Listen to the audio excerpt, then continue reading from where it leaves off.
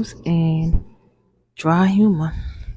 So, there was a power outage in Cuba, and everybody, it was like almost a conspiracy theory. So, everybody was like, what's happening? Why there's a power outage? Why no one is talking about it? What causes it? Like, no one had answers. So, for a minute, I was like, what? No one got answers. So then me and my son, we did some research, and this is what we came across.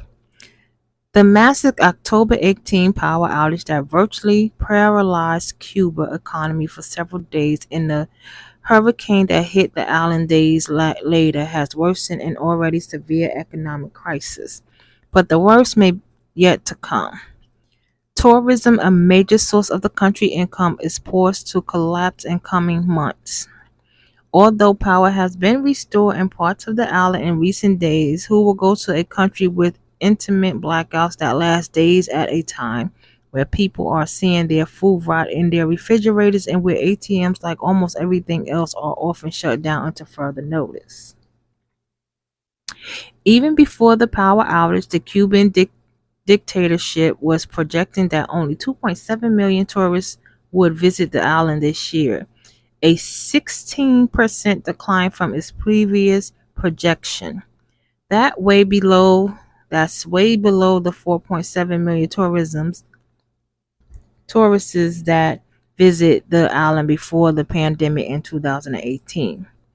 Now, with no end in sight to power outage, that experts attribute to an ancient power grid that hasn't been upgraded in decades. The number of foreign visitors is expected to fall further.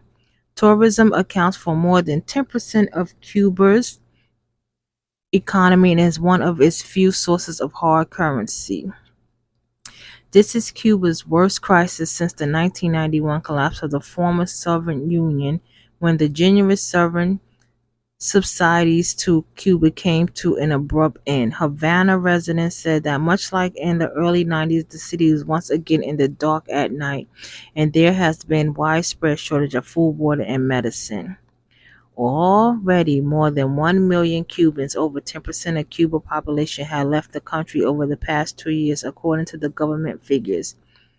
Independent economists said the figures may be much higher and amount to 18% of the